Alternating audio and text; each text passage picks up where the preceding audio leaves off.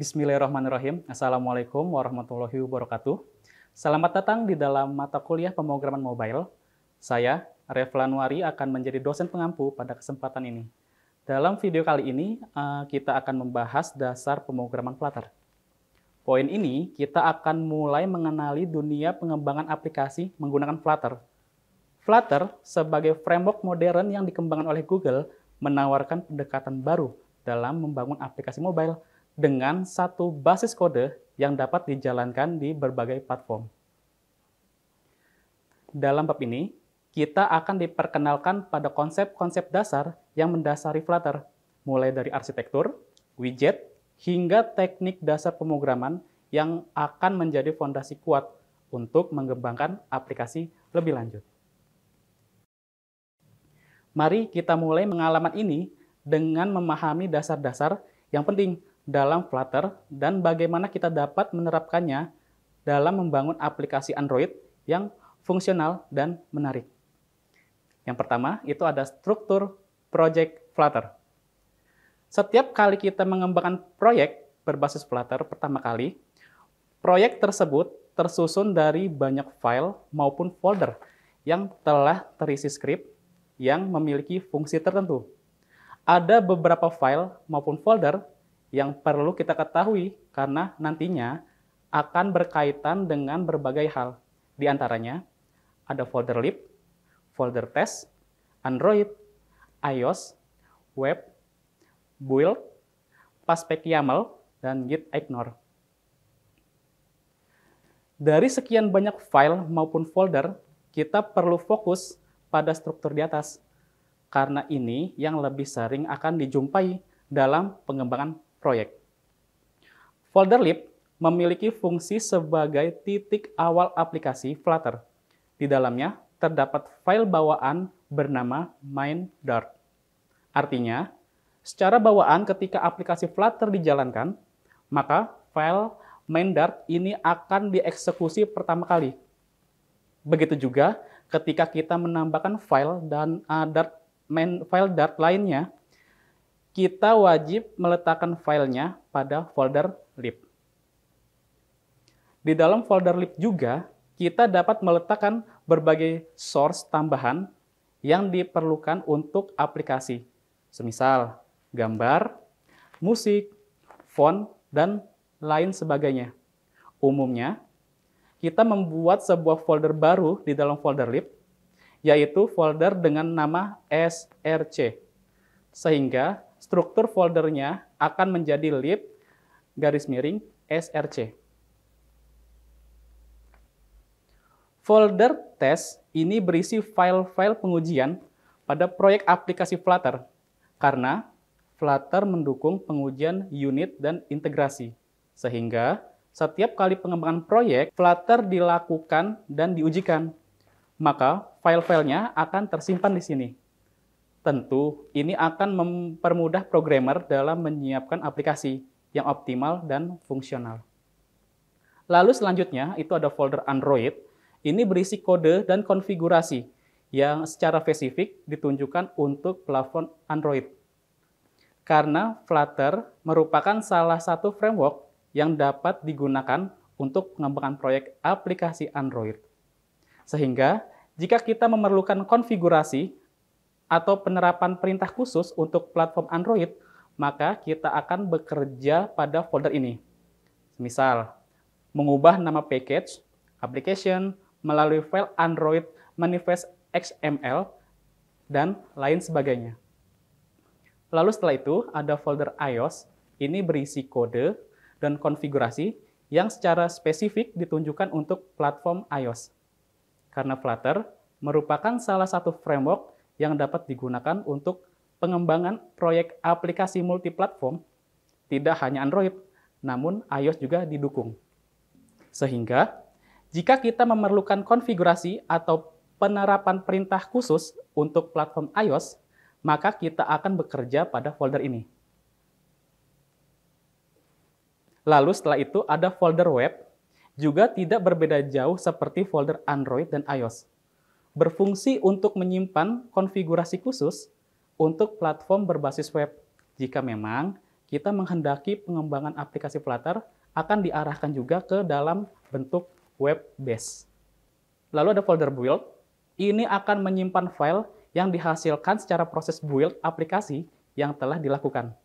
Semisal, kita melakukan build proyek ke dalam aplikasi Android, iOS maupun web, akan tersimpan pada folder ini.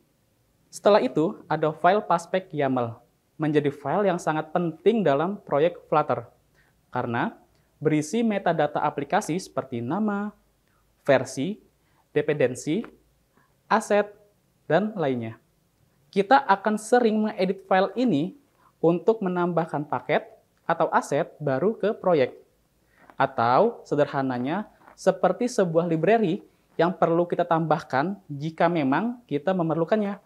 Tentu, ini akan menghemat kapasitas ruang atau ukuran proyek karena hanya perlu menambahkan dependencies yang diperlukan saja.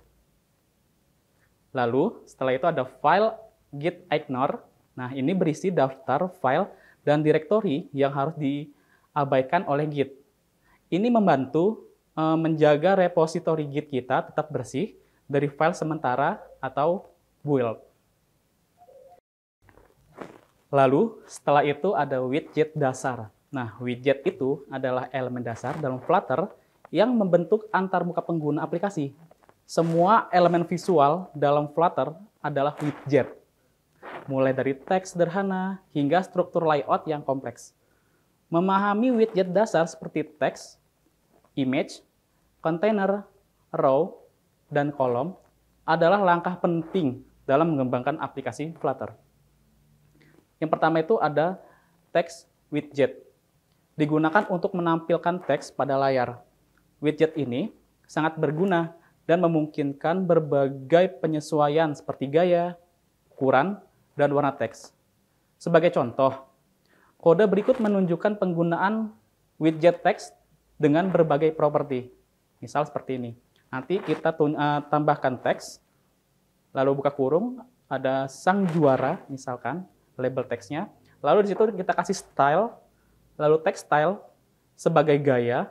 Di situ ada font size 24, lalu ada font weight, lalu kita setting menjadi bold, lalu kita juga tambahkan color dan berwarna blue. Nah, dalam contoh itu, teks sang juara ditampilkan dengan ukuran font 24, tebal, dan berwarna biru. Kita dapat menyesuaikan lebih lanjut gaya teks dengan menggunakan text style untuk mengubah aspek lain, seperti font family dan lain-lain. Widget teks ini dapat digunakan di berbagai kondisi, tidak hanya menampilkan teks pada body saja.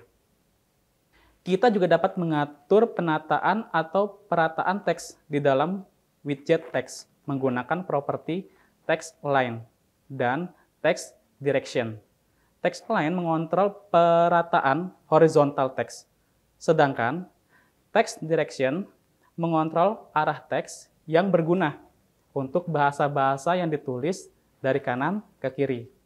Misal seperti ini. Teks, lalu ada hello Flutter, di situ ditambahkan text align, lalu *2 text align center. Lalu menyelaraskan teksnya ke tengah, misalkan tadi yang dibuat. Dengan text align center, teks akan diselaraskan ke tengah dalam ruang yang disediakan oleh widget Index. Opsi lain untuk text align termasuk left, right, justify, dan start.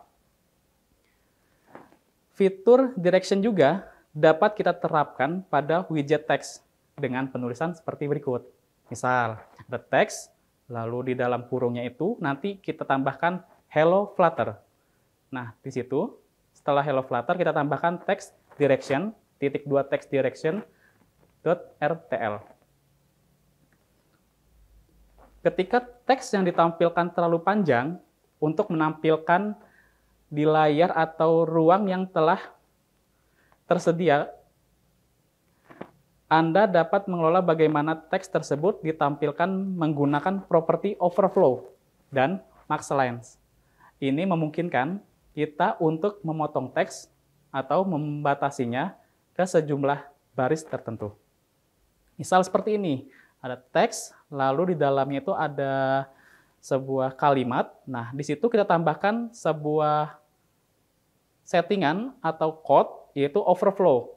Text overflow dot ellipsis.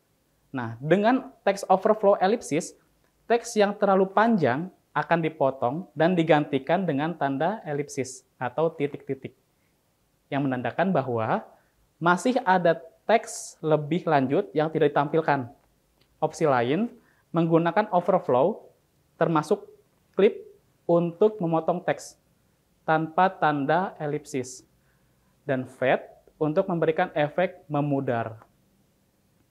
Kita juga dapat membatasi jumlah baris dengan kode berikut seperti teks, lalu misalkan ada sebuah label, nah di situ kita tambahkan max lines, misalkan titik 2, angka 2, lalu overflow, titik 2, text overflow, titik elipsis.